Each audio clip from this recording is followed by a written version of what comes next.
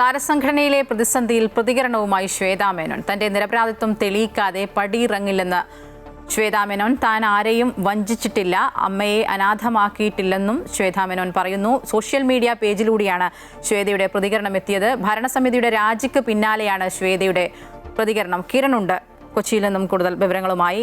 Good morning Kiran. ഈ ഭരണസമിതി ഒന്നിച്ച് രാജിവെച്ചത്, ആ ഒരു തീരുമാനത്തോട് ശ്വേതാ മേനോന് ഒരു അതൃപ്തി ഉണ്ട് എന്നാണ് നമ്മൾ ഈ സോഷ്യൽ മീഡിയ പോസ്റ്റിലൂടെ മനസ്സിലാക്കേണ്ടത്. അതുപോലെ തന്നെ ഈ എക്സിക്യൂട്ടീവ് കമ്മിറ്റിയിലൊക്കെ ഇതുമായി ബന്ധപ്പെട്ട ഏതെങ്കിലും രീതിയിലുള്ള ഭിന്നതകൾ ഉണ്ടായിട്ടുണ്ടോ? മായ, ഗുഡ് മോർണിംഗ്. ഏതായാലും ഈ അമ്മയിലെ തമ്മിലടി അത് അവസാനിക്കുന്നില്ല എന്ന് തന്നെയാണ് വ്യക്തമാക്കുന്നത്. ഏതായാലും ഭരണസമിതി രാജിവെച്ചതിന് പിന്നാലെ ഇപ്പോൾ പ്രസിഡന്റ് ശ്വേതാ മേനോൻ പ്രതികരണവുമായി രംഗത്തെത്തിയിരിക്കുകയാണ്. ഏതായാലും തൻ്റെ രാജിയിലേക്കടക്കം നയിച്ചിട്ടുള്ള കാര്യങ്ങൾ അത് ചിലരുടെ ഗൂഢാലോചനയുടെ ഫലമാണ് എന്നുള്ളൊരു കാര്യമാണ് ശ്വേതാ മേനോൻ വ്യക്തമാക്കുന്നത്. ഇത്തരത്തിൽ വലിയൊരു പ്രശ്നം തന്നെ, അതായത് അമ്മയിലെ രാജിവെച്ചത് കൊണ്ട് മാത്രം, അതായത് ഭരണസമിതി രാജിവെച്ചത് കൊണ്ട് മാത്രം തീരുന്നതല്ല ഈ വിഷയങ്ങൾ എന്നുള്ളൊരു കാര്യം തന്നെയാണ് പ്രധാനമായിട്ടും ശ്വേതാ മേനോനും സൂചിപ്പിക്കുന്നത്. ശ്വേതാ മേനോന്റെ ഫേസ്ബുക്കിലൂടെയാണ് ശ്വേതാ മേനോൻ ഈ കാര്യങ്ങൾ അറിയിച്ചിരിക്കുന്നത്. ഈ പ്രധാനമായിട്ടും ഈ പോസ്റ്റിൽ പറയുന്നത് താൻ ആരെയും വഞ്ചിച്ചിട്ടില്ല, അമ്മയെ അനാഥമാക്കിയിട്ടില്ല. കൂടാതെ തന്നെ തങ്ങളുടെ കമ്മിറ്റി രാജിവെക്കണമെന്ന അജണ്ട ചിലർക്കുണ്ടായിരുന്നു. ഈ അജണ്ടയുമായിട്ടാണ് ചിലർ കഴിഞ്ഞ ദിവസം ചേർന്ന യോഗത്തിലെത്തിയത്.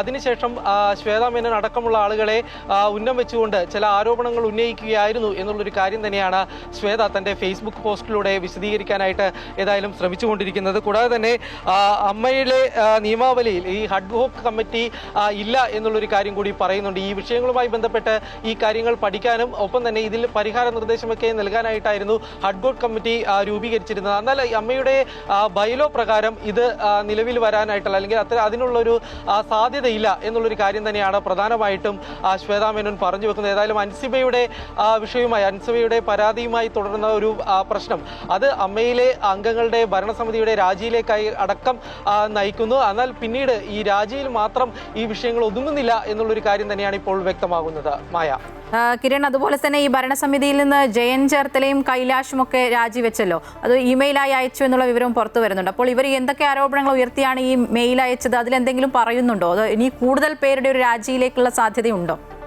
ഏതായാലും ഇന്നലെയാണ് ജയൻ ചേർത്തലയും ഒപ്പം തന്നെ കൈലാഷ് അടക്കമുള്ള ആളുകളൊക്കെ രാജിവെച്ചിരിക്കുന്നത്. ഇവർ പ്രധാനമായിട്ടും ഈ ഒരു വിഷയങ്ങൾ തന്നെയാണ് ചൂണ്ടിക്കാണിക്കുന്നത്. അമ്മയുടെ ഭരണസമിതിയിലെ വീഴ്ചകൾ തന്നെയാണ് ഇവർ ചൂണ്ടിക്കാണിച്ചുകൊണ്ട് ഈ എക്സിക്യൂട്ടീവ് കമ്മിറ്റിയിൽ നിന്ന് ഇവർ രാജിവെക്കാനായിട്ട് തയ്യാറായത്. ഇതിനു മുൻപ് തന്നെ ജോയി മാത്യു അടക്കമുള്ള ആളുകളും രാജിവെച്ചിരുന്നതാണ്. ഏതായാലും ഇനിയും രാജി തുടരും എന്നുള്ളൊരു കാര്യം തന്നെയാണ് വ്യക്തമാകുന്നത്. പ്രത്യേകിച്ച് ഈ ഒരു വിഷയവുമായി ബന്ധപ്പെട്ടുള്ള തർക്കങ്ങൾ അത് തുടർന്നുകൊണ്ടിരിക്കുകയാണ്. ഈ ഒരു സാഹചര്യത്തിൽ ഇനിയും ഒരുപക്ഷെ കൂടുതൽ ആളുകൾ രാജിയുമായി രംഗത്തേക്ക് എത്തും എന്നുള്ളൊരു കാര്യം കൂടി വ്യക്തമാകുന്നുണ്ട്. നേരത്തെ തന്നെ രമേശ് പിഷാരടി അടക്കമുള്ള ആളുകൾ, ഇവർ ഹഡ്ഹോക്ക് കമ്മിറ്റിയുടെ ഭാഗമാണ്, രമേശ് പിഷാരടി അടക്കമുള്ള ആളുകൾ പറഞ്ഞത് ഈ രാജി എന്നുള്ളൊരു കാര്യം നടപ്പിലാവില്ല, ഇത് രാജിവെക്കാൻ സാധിക്കില്ല എന്നുള്ളൊരു കാര്യമായിരുന്നു. എന്നാൽ ഏതായാലും ഇപ്പോൾ ഭരണസമിതി വ്യക്തമാക്കുന്നത്, ശ്വേതാ മേനോൻ അടക്കം വ്യക്തമാക്കുന്നത് ഏതായാലും തങ്ങൾ രാജിവെച്ചിട്ടുണ്ട്. ഈ രാജിവെച്ചാൽ അടുത്ത തിരഞ്ഞെടുപ്പ് വരെയുള്ള കാര്യങ്ങൾ നിയന്ത്രിക്കുന്നതിൻ്റെ ഉള്ള ഉത്തരവാദിത്വം അത് നിലവിലുള്ള ഭരണസമിതിക്ക് തന്നെയാണ് എന്നുള്ളൊരു കാര്യം തന്നെയാണ് ശ്വേതയും വ്യക്തമാക്കുന്നത്.